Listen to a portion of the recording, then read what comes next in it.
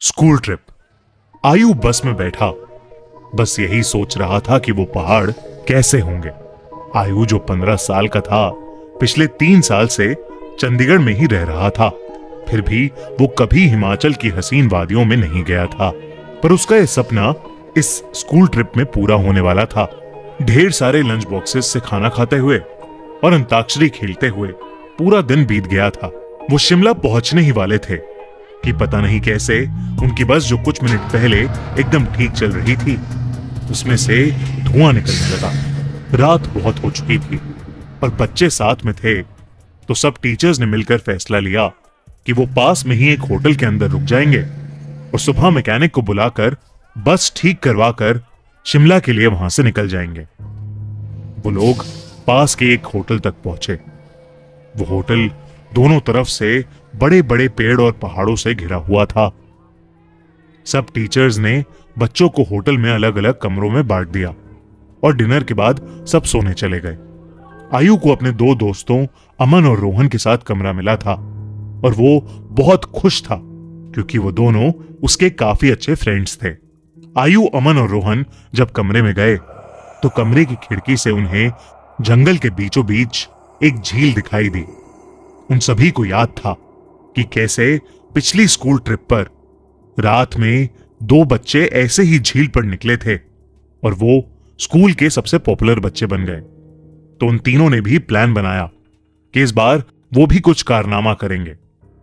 उन्होंने सोचा कि वो होटल से छुपके से निकल जाएंगे और उस झील पर जाकर फोटो खींचकर वापस आ जाएंगे। जैसे ही होटल का गार्ड सो गया, वो तीनों निकल गए। झील दिखने में तो होटल से ज्यादा दूर नहीं लग रही थी, पर वो तीनों करीब आधा 1 घंटा झील की तरफ चले जा रहे थे और जंगल का रास्ता था कि खत्म ही नहीं हो रहा था। ठंड बहुत ज्यादा बढ़ चुकी थी और उस सुनसान जंगल में उन तीनों की ठंड के मारे हालत खराब हो रही थी। उन्होंने अपना फोन चेक किया तो उसमें सिग्नल नहीं था। तब उन्हें लगा कि उन्हें झील का प्लान कैंसिल करके वापस होटल चले जाना चाहिए। अपने फोन की फ्लैशलाइट के सहारे वो वापस होटल का रास्ता ढूंढने लगे।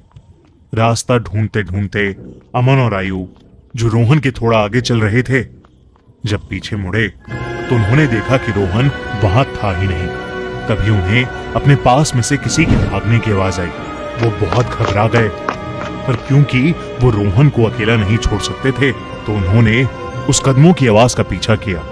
वीरान और घने जंगल के बीच वो उन कदमों की आवाजों का पीछा करते गए, जो कुछ मिनटों बाद बंद हो गई। रोहन उनको अभी तक नहीं दिखा था और अमन और आयु अब बहुत ज्यादा डरने लगे थे। लेकिन तभी उन्हें ऐसी आवाज आई कि मानो कोई जमीन खोद रहा था। वो धीरे धीरे उस आवाज के पास गए और झाड़ियों के पीछे से उन्होंने देखा कि और कोई नहीं बल्कि रोहन ही जंगल में एक गड्ढा खोद रहा था। उन्होंने डर के मारे रोहन को पुकारा। रोहन उनकी तरफ मुड़ा और उन्हें गुस्से से भरी आंखों से देखने लगा।